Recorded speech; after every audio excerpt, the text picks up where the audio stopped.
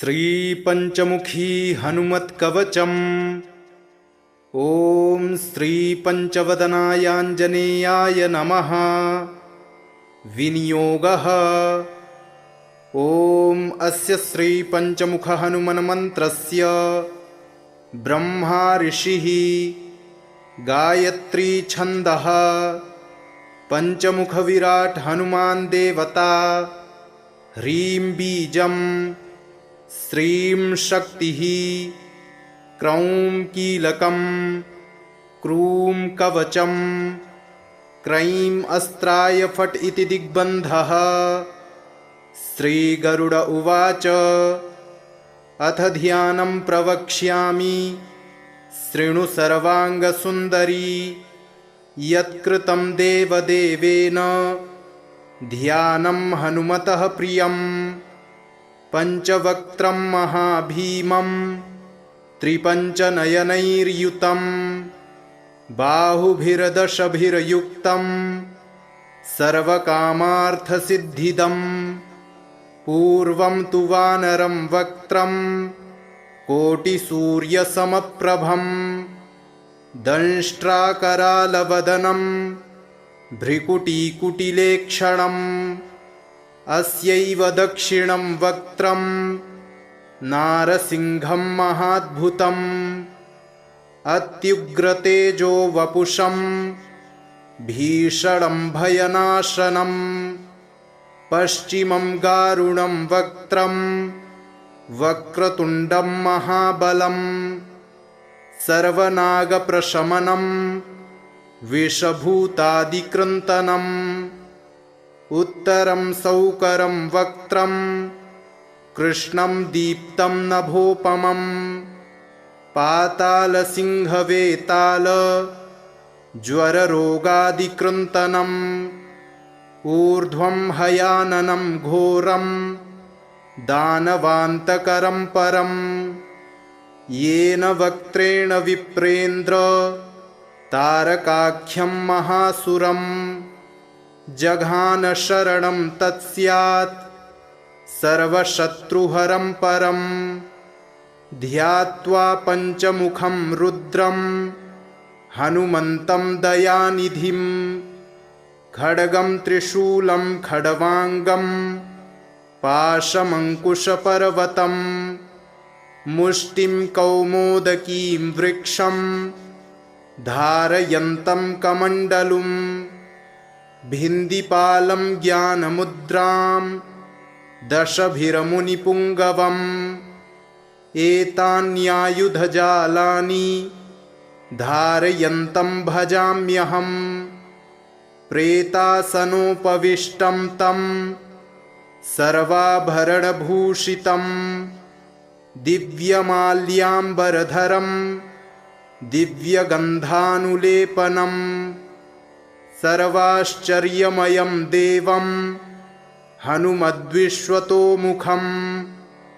पञ्चास्यमच्युतमनेकविचित्रवर्ण वक्त्रं शशाङ्कशिखरं कपिराजवर्यं, पीताम्बरादिमुकुटैरुपशोभिताङ्गं पिङ्गाक्षमाद्यमनिशं मनसा स्मरामि। मर्कटेशं महोत्साहं सर्वशत्रुहरं परं, शत्रुसंहर मां रक्ष श्रीमन्नापदमुद्धर। ॐ हरिमर्कटमर्कटमन्त्रमिदं परिलिख्यति लिख्यति वामतले। यदि नश्यति नश्यति शत्रुकुलं, यदि मुञ्चति मुञ्चति वामलता। ॐ हरिमर्कटाय स्वाहा। ॐ नमो भगवते पञ्चवदनाय पूर्वकपिमुखाय सकलशत्रुसंहारकाय स्वाहा। ॐ नमो भगवते पञ्चवदनाय दक्षिणमुखाय करालवदनाय नरसिंहाय सकलभूतप्रमथनाय स्वाहा। ॐ नमो भगवते पञ्चवदनाय पश्चिममुखाय गरुडाननाय सकलविषहराय स्वाहा। ॐ नमो भगवते पंचवदनायोत्तरमुखाय आदिवराहाय सकलसम्पत्कराय स्वाहा। ॐ नमो भगवते पंचवदनायोर्ध्वमुखाय हयग्रीवाय सकलजनवशङ्कराय स्वाहा। विनियोगः। ॐ अस्य श्रीपञ्चमुखहनुमन्मन्त्रस्य श्रीरामचन्द्रऋषिः अनुष्टुप्छन्दः पञ्चमुखवीरहनुमान् देवता हनुमानिति बीजं वायुपुत्र इति शक्तिः अञ्जनीसुत इति कीलकं श्रीरामदूत हनुमत्प्रसादसिद्ध्यर्थे जपे विनियोगः इति ऋष्यादिकं विन्यसेत। ॐ अञ्जनीसुताय अङ्गुष्ठाभ्यां नमः। ॐ रुद्रमूर्तये तर्जनीभ्यां नमः। ॐ वायुपुत्राय मध्यमाभ्यां नमः। ॐ अग्निगर्भाय अनामिकाभ्यां नमः। ॐ रामदूताय कनिष्ठिकाभ्यां नमः। ॐ पञ्चमुखहनुमते करतलकरपृष्ठाभ्यां नमः इति करन्यासः। ॐ अञ्जनीसुताय हृदयाय नमः। ॐ रुद्रमूर्तये शिरसे स्वाहा। ॐ वायुपुत्राय शिखायै वषट। ॐ अग्निगर्भाय कवचाय हुम्। ॐ रामदूताय नेत्रत्रयाय वौषट। ॐ पञ्चमुखहनुमते अस्त्राय फट्। पञ्चमुखहनुमते स्वाहा इति दिग्बन्धः। अथ ध्यानम्।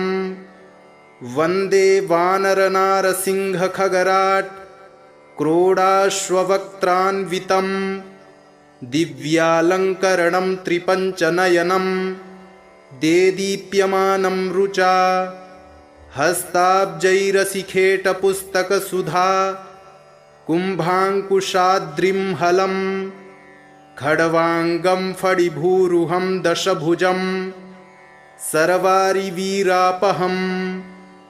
अथ मन्त्रः। ॐ श्रीरामदूतायाञ्जनेयाय वायुपुत्राय महाबलपराक्रमाय सीतादुःखनिवारणाय लङ्कादहनकारणाय महाबलप्रचण्डाय फाल्गुनसखाय कोलाहलसकलब्रह्माण्डविश्वरूपाय सप्तसमुद्रनिर्लङ्घनाय पिङ्गलनयनायामितविक्रमाय सूर्यबिम्बफलसेवनाय दुष्टनिवारणाय दुष्टिनिरालङ्कृताय सञ्जीविनी सञ्जीविताङ्गद लक्ष्मणमहाकपिसैन्यप्राणदाय दशकण्ठविध्वंसनाय रामेष्टाय महाफाल्गुनसखाय सीतासहित रामवरप्रदाय षट्प्रयोगागमपञ्चमुखवीरहनुमन्मन्त्रजपे विनियोगः। ॐ हरिमर्कटमर्कटाय बं बं बं बं बं वौषट स्वाहा। ॐ हरिमर्कटमर्कटाय फं फं फं फं फं फट् स्वाहा। ॐ हरिमर्कटमर्कटाय खें खें खें खें खें मारडाय स्वाहा। ॐ हरिमर्कटमर्कटाय लुं लुं लुं लुं लुं आकर्षितसकलसम्पत्कराय स्वाहा। ॐ हरिमर्कटमर्कटाय धं धं धं धं धं शत्रुस्तंभनाय स्वाहा। ॐ टं टं टं टं टं कूर्ममूर्तये पंचमुखवीरहनुमते परयंत्र परतंत्रोच्चाटनाय स्वाहा।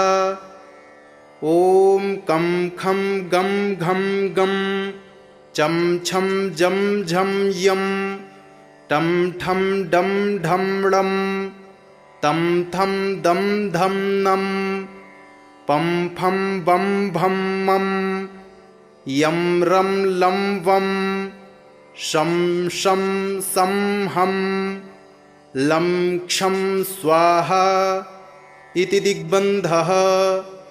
ॐ पूर्वकपिमुखाय पंचमुखहनुमते टं टं टं टं टं सकलशत्रुसंहरणाय स्वाहा। ॐ दक्षिणमुखाय पंचमुखहनुमते करालवदनाय नरसिंहाय ॐ ह्रां ह्रीं ह्रूं ह्रैं ह्रौं ह्रः सकलभूतप्रेतदमनाय स्वाहा। ॐ पश्चिममुखाय गरुडाननाय पंचमुखहनुमते मं मं मं मं मं सकलविषहराय स्वाहा। ॐ उत्तरमुखाय आदिवराहाय लं लं लं लं लं नृसिंहाय नीलकण्ठमूर्तये पंचमुखहनुमते स्वाहा। ॐ ऊर्ध्वमुखाय हयग्रीवाय रुं रुं रुं रुं रुं रुद्रमूर्तये सकलप्रयोजननिर्वाहकाय स्वाहा। ॐ अंजनीसुताय वायुपुत्राय महाबलाय सीताशोकनिवारणाय श्रीरामचन्द्रकृपापादुकाय महावीर्यप्रमथनाय ब्रह्माण्डनाथाय कामदाय पंचमुखवीरहनुमते स्वाहा। भूतप्रेतपिशाच ब्रह्मराक्षस शाकिनी डाकिन्यन्तरिक्षग्रह परयंत्र परतंत्रोच्चाटनाय स्वाहा। सकलप्रयोजननिर्वाहकाय पंचमुखवीरहनुमते श्रीरामचन्द्रवरप्रसादाय जं जं जं जं जं स्वाहा। इदं कवचं पठित्वा तु महाकवचं पठेन्नरः एकवारं जपेत् स्तोत्रं सर्वशत्रुनिवारणं द्विवारं तु पठेन्नित्यं पुत्रपौत्रप्रवर्धनं त्रिवारं च पठेन्नित्यं सर्वसम्पत्करं शुभं चतुर्वारं पठेन्नित्यं सर्वरोगनिवारणं पंचवारं पठेन्नित्यं सर्वलोकवशङ्करं षड्वारं च पठेन्नित्यं सर्वदेववशङ्करं सप्तवारं पठेन्नित्यं सर्वसौभाग्यदायकम् अष्टवारं पठेन्नित्यमिष्टकामार्थसिद्धिदम् नववारं पठेन्नित्यं राजभोगमवाप्नुयात् दशवारं पठेन्नित्यं त्रैलोक्यज्ञानदर्शनं रुद्रावृत्तिं पठेन्नित्यं सर्वसिद्धिभवेद्ध्रुवम् निर्बलो रोगयुक्तश्च महाव्याध्यादिपीडितः कवचस्मरणेनैव महाबलमवाप्नुयात्। श्रीगरुड उवाच अथ ध्यानं प्रवक्ष्यामि शृणु सर्वाङ्गसुन्दरी यत्कृतं देवदेवेन ध्यानं हनुमतः प्रियं पञ्चवक्त्रं महाभीमं त्रिपञ्चनयनैर्युतं बाहुभिर्दशभिर्युक्तं सर्वकामार्थसिद्धिदं पूर्वं तु वानरं वक्त्रं कोटिसूर्यसमप्रभं दंष्ट्राकरालवदनं भ्रिकुटीकुटिलेक्षणम् अस्यैव दक्षिणं वक्त्रं नारसिंहं महाद्भुतम् अत्युग्रतेजो वपुषं भीषणं भयनाशनं पश्चिमं गारुणं वक्त्रं वक्रतुण्डं महाबलं सर्वनागप्रशमनं विषभूतादिकृन्तनम् उत्तरं सौकरं वक्त्रं कृष्णं दीप्तं नभोपमं पातालसिंहवेताल ज्वररोगादिकृन्तनम् ऊर्ध्वं हयाननं घोरं दानवान्तकरं परं येन वक्त्रेण विप्रेन्द्र तारकाख्यं महासुरं जघान शरणं तत्स्यात् सर्वशत्रुहरं परं ध्यात्वा पञ्चमुखं रुद्रं हनुमन्तं दयानिधिं खड्गं त्रिशूलं खड्वाङ्गं पाशमङ्कुशपर्वतं मुष्टिं कौमोदकीं वृक्षं धारयन्तं कमण्डलुं भिन्दिपालं ज्ञानमुद्रां दशभिर्मुनिपुङ्गवम् एतान्यायुधजालानि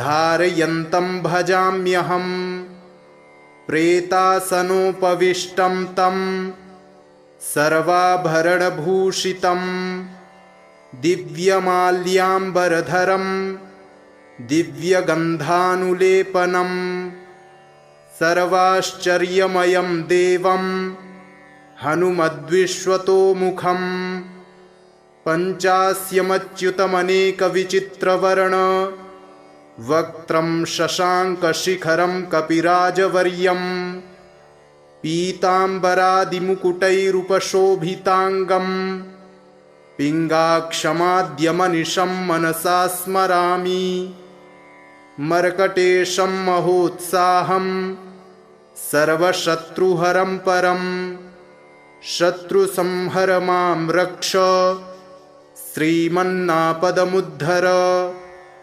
ॐ हरिमर्कटमर्कटमन्त्रमिदं परिलिख्यति लिख्यति वामतले यदि नश्यति नश्यति शत्रुकुलं यदि मुञ्चति मुञ्चति वामलता। ॐ हरिमर्कटाय स्वाहा। ॐ नमो भगवते पंचवदनाय पूर्वकपिमुखाय सकलशत्रुसंहारकाय स्वाहा। ॐ नमो भगवते पंचवदनाय दक्षिणमुखाय करालवदनाय नरसिंहाय सकलभूतप्रमथनाय स्वाहा। ॐ नमो भगवते पंचवदनाय पश्चिममुखाय गरुडाननाय सकलविषहराय स्वाहा।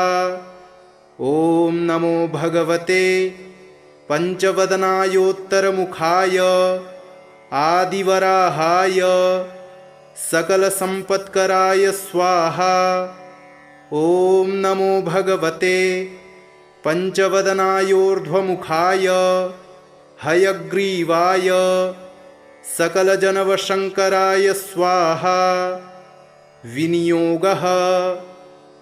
ॐ अस्य श्रीपञ्चमुखहनुमन्मन्त्रस्य श्रीरामचन्द्रऋषिः अनुष्टुप्छन्दः पञ्चमुखवीरहनुमान् देवता हनुमानिति बीजं वायुपुत्र इति शक्तिः अंजनीसुत इति कीलकम् श्रीरामदूत हनुमत्प्रसाद सिद्ध्यर्थे जपे विनियोगः इति ऋष्यादिकं विन्यसेत।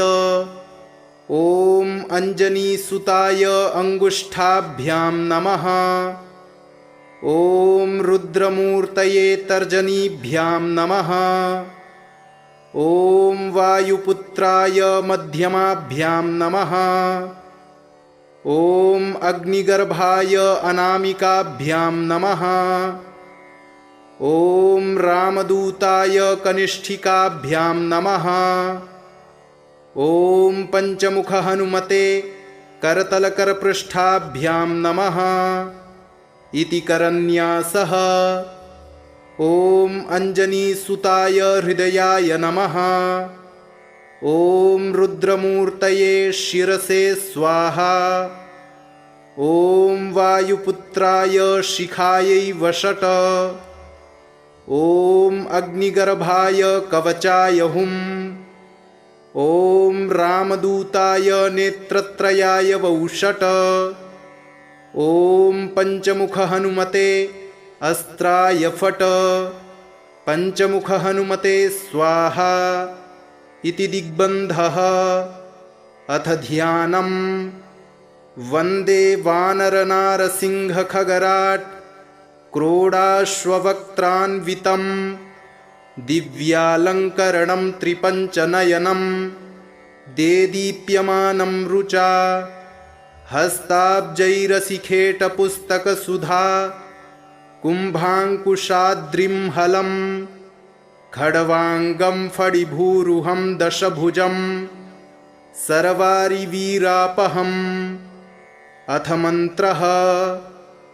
ॐ श्रीरामदूतायाञ्जनेयाय वायुपुत्राय महाबलपराक्रमाय सीतादुःखनिवारणाय लङ्कादहनकारणाय महाबलप्रचण्डाय फाल्गुनसखाय कोलाहलसकलब्रह्माण्डविश्वरूपाय सप्तसमुद्रनिर्लङ्घनाय पिङ्गलनयनायामितविक्रमाय सूर्यबिम्बफलसेवनाय दुष्टनिवारणाय दुष्टिनिरालङ्कृताय सञ्जीविनी सञ्जीविताङ्गद लक्ष्मणमहाकपिसैन्यप्राणदाय दशकण्ठविध्वंसनाय रामेष्टाय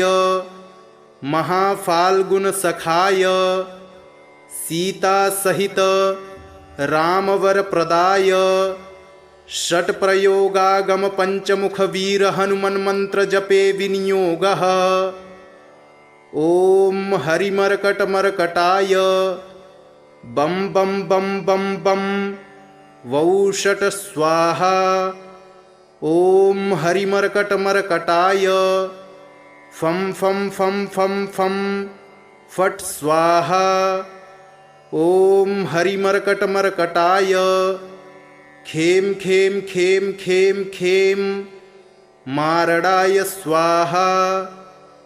ॐ हरिमर्कटमर्कटाय लुं लुं लुं लुं लुं आकर्षितसकलसम्पत्कराय स्वाहा। ॐ हरिमर्कटमर्कटाय धं धं धं धं धं शत्रुस्तम्भनाय स्वाहा। ॐ टं टं टं टं टं कूर्ममूर्तये पंचमुखवीरहनुमते परयन्त्र परतन्त्रोच्चाटनाय स्वाहा। ॐ कं खं गं घं गं चं छं जं झं यं टं ठं डं ढं ळं तं थं दं धं नं पं फं बं भं मं यं रं लं वं शं शं सं हं लं क्षं स्वाहा। इति दिग्बन्धः। ॐ पूर्वकपिमुखाय पञ्चमुखहनुमते टं टं टं टं टं सकलशत्रुसंहरणाय स्वाहा। ॐ दक्षिणमुखाय पञ्चमुखहनुमते करालवदनाय नरसिंहाय ॐ ह्रां ह्रीं ह्रूं ह्रैं ह्रौं ह्रः सकलभूतप्रेतदमनाय स्वाहा। ॐ पश्चिममुखाय गरुडाननाय पञ्चमुखहनुमते मं मं मं मं मं सकलविषहराय स्वाहा। ॐ उत्तरमुखाय आदिवराहाय लं लं लं लं लं नृसिंहाय नीलकण्ठमूर्तये पञ्चमुखहनुमते स्वाहा। ॐ ऊर्ध्वमुखाय हयग्रीवाय रुं रुं रुं रुं रुं रुद्रमूर्तये सकलप्रयोजननिर्वाहकाय स्वाहा। ॐ अञ्जनीसुताय वायुपुत्राय महाबलाय सीताशोकनिवारणाय श्रीरामचन्द्रकृपापादुकाय महावीर्यप्रमथनाय ब्रह्माण्डनाथाय कामदाय पञ्चमुखवीरहनुमते स्वाहा। भूतप्रेतपिशाच ब्रह्मराक्षस शाकिनी डाकिन्यन्तरिक्षग्रह परयन्त्र परतन्त्रोच्चाटनाय स्वाहा। सकलप्रयोजननिर्वाहकाय पञ्चमुखवीरहनुमते श्रीरामचन्द्रवरप्रसादाय जं जं जं जं जं स्वाहा। इदं कवचं पठित्वा तु महाकवचं पठेन्नरः एकवारं जपेत् स्तोत्रं सर्वशत्रुनिवारणं द्विवारं तु पठेन्नित्यं पुत्रपौत्रप्रवर्धनं त्रिवारं च पठेन्नित्यं सर्वसम्पत्करं शुभं चतुर्वारं पठेन्नित्यं सर्वरोगनिवारणं पञ्चवारं पठेन्नित्यं सर्वलोकवशङ्करं षड्वारं च पठेन्नित्यं सर्वदेववशङ्करं सप्तवारं पठेन्नित्यं सर्वसौभाग्यदायकम् अष्टवारं पठेन्नित्यमिष्टकामार्थसिद्धिदम्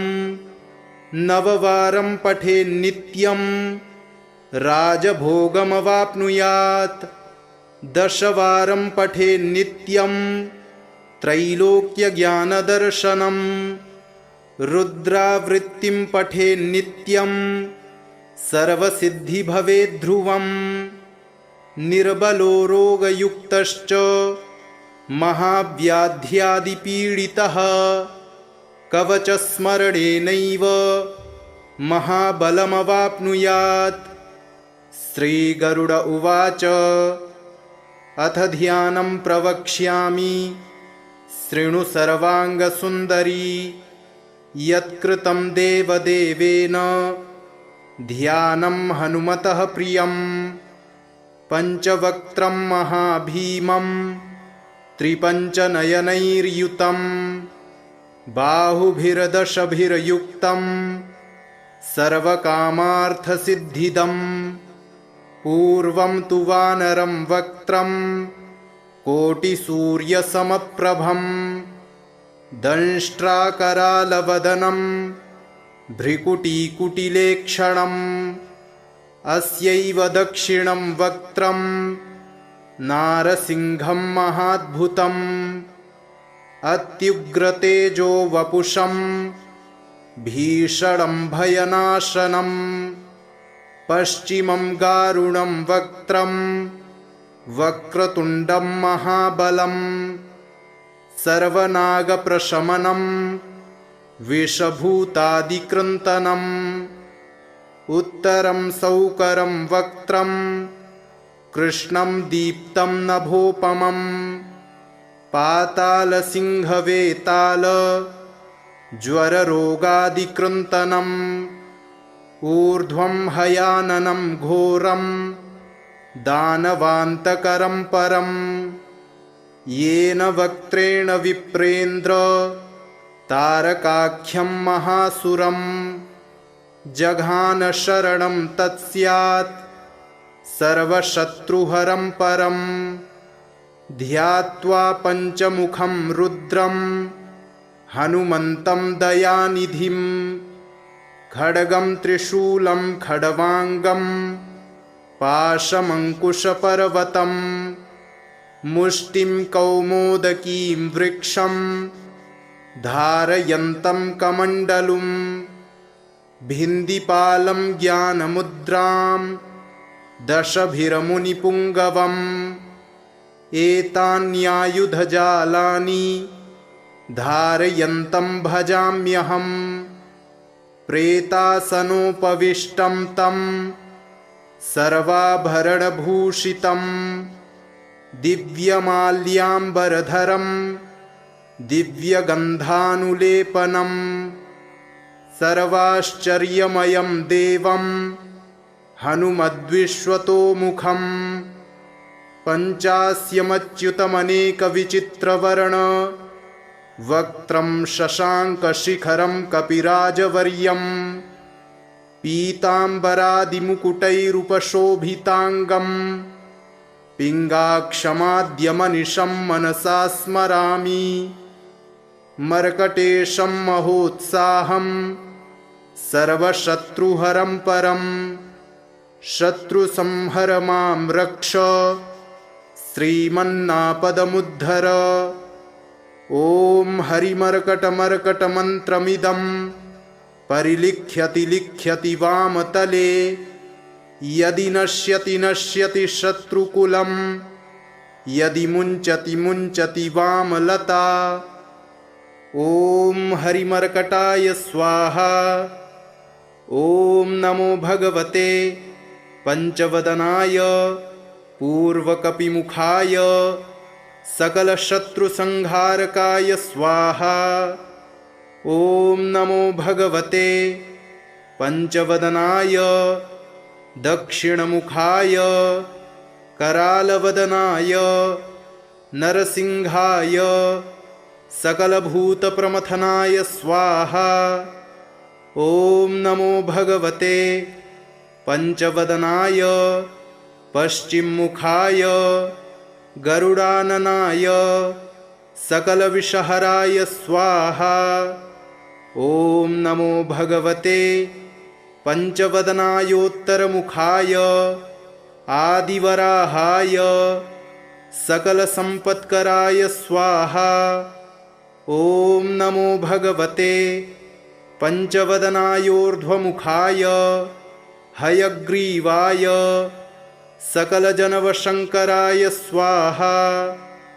विनियोगः ॐ अस्य श्रीपञ्चमुखहनुमन्मन्त्रस्य श्रीरामचन्द्रऋषिः अनुष्टुप्छन्दः पञ्चमुखवीरहनुमान् देवता हनुमानिति बीजं वायुपुत्र इति शक्तिः अञ्जनीसुत इति कीलकं श्रीरामदूत हनुमत्प्रसादसिद्ध्यर्थे जपे विनियोगः इति ऋष्यादिकं विन्यसेत। ॐ अञ्जनीसुताय अङ्गुष्ठाभ्यां नमः। ॐ रुद्रमूर्तये तर्जनीभ्यां नमः। ॐ वायुपुत्राय मध्यमाभ्यां नमः। ॐ अग्निगर्भाय अनामिकाभ्यां नमः। ॐ रामदूताय कनिष्ठिकाभ्यां नमः। ॐ पञ्चमुखहनुमते करतलकरपृष्ठाभ्यां नमः। इति करन्यासः। ॐ अञ्जनीसुताय हृदयाय नमः। ॐ रुद्रमूर्तये शिरसे स्वाहा। ॐ वायुपुत्राय शिखायै वषट। ॐ अग्निगर्भाय कवचाय हुम्। ॐ रामदूताय नेत्रत्रयाय वौषट। ॐ पञ्चमुख हनुमते अस्त्राय फट। पञ्चमुख हनुमते स्वाहा इति दिग्बन्धः। अथ ध्यानम्। वन्दे वानरनारसिंहखगराट् क्रोडाश्ववक्त्रान्वितं दिव्यालङ्करणं त्रिपञ्चनयनं देदीप्यमानं रुचा हस्ताब्जैरसिखेटपुस्तकसुधा कुम्भाङ्कुशाद्रिं हलं खड्वाङ्गं फणिभूरुहं दशभुजं सर्वारिवीरापहम्। अथ मन्त्रः।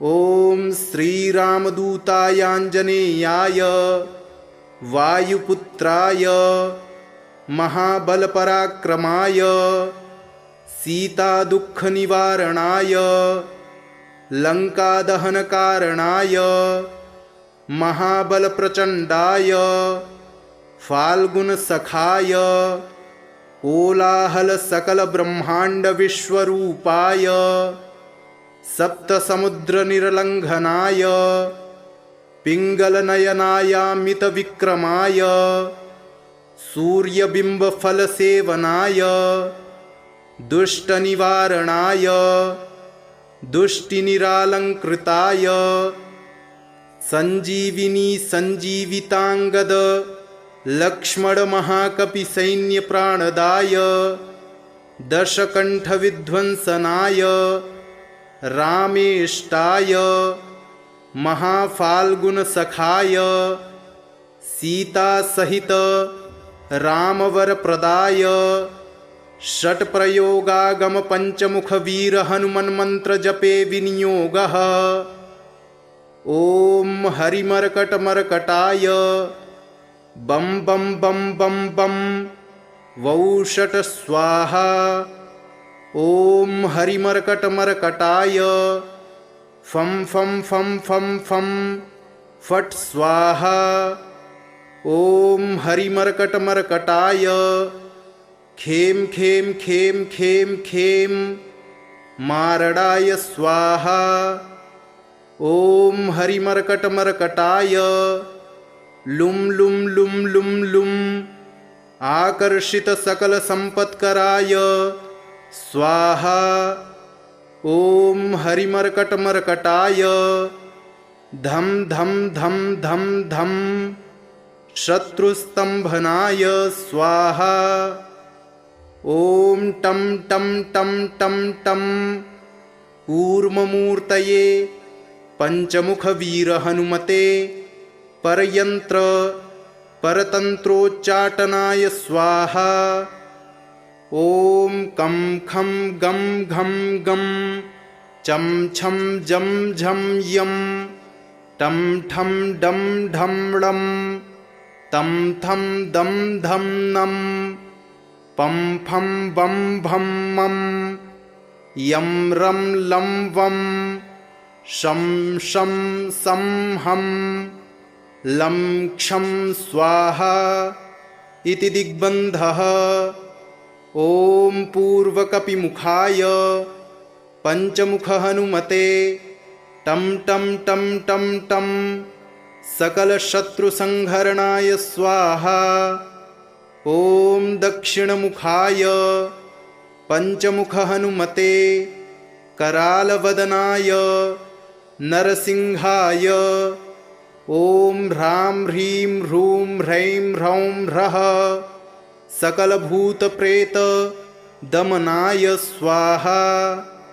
ॐ पश्चिममुखाय गरुडाननाय पञ्चमुखहनुमते मं मं मं मं मं सकलविषहराय स्वाहा। ॐ उत्तरमुखाय आदिवराहाय लं लं लं लं लं नृसिंहाय नीलकण्ठमूर्तये पञ्चमुखहनुमते स्वाहा। ॐ ऊर्ध्वमुखाय हयग्रीवाय रुं रुं रुं रुं रुं रुद्रमूर्तये सकलप्रयोजननिर्वाहकाय स्वाहा।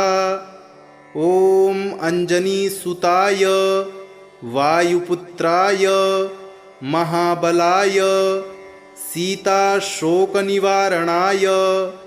श्रीरामचन्द्रकृपापादुकाय महावीर्यप्रमथनाय ब्रह्माण्डनाथाय कामदाय पञ्चमुखवीरहनुमते स्वाहा। भूतप्रेतपिशाच ब्रह्मराक्षस शाकिनी डाकिन्यन्तरिक्षग्रह परयन्त्र परतन्त्रोच्चाटनाय स्वाहा। सकलप्रयोजननिर्वाहकाय पञ्चमुखवीरहनुमते श्रीरामचन्द्रवरप्रसादाय जं जं जं जं जं स्वाहा। इदं कवचं पठित्वा तु महाकवचं पठेन्नरः एकवारं जपेत् स्तोत्रं सर्वशत्रुनिवारणं द्विवारं तु पठेन्नित्यं पुत्रपौत्रप्रवर्धनं त्रिवारं च पठेन्नित्यं सर्वसम्पत्करं शुभं चतुर्वारं पठेन्नित्यं सर्वरोगनिवारणं पञ्चवारं पठेन्नित्यं सर्वलोकवशङ्करं षड्वारं च पठेन्नित्यं सर्वदेववशङ्करं सप्तवारं पठेन्नित्यं सर्वसौभाग्यदायकम् अष्टवारं पठेन्नित्यमिष्टकामार्थसिद्धिदम् नववारं पठेन्नित्यं राजभोगमवाप्नुयात् दशवारं पठेन्नित्यं त्रैलोक्यज्ञानदर्शनं रुद्रावृत्तिं पठेन्नित्यं सर्वसिद्धिभवेद्ध्रुवम् निर्बलो रोगयुक्तश्च महाव्याध्यादिपीडितः कवचस्मरणेनैव महाबलमवाप्नुयात् इति श्री सुदर्शनसंहितायां श्रीरामचन्द्रसीताप्रोक्तं श्रीपञ्चमुखहनुमत्कवचं सम्पूर्णम्।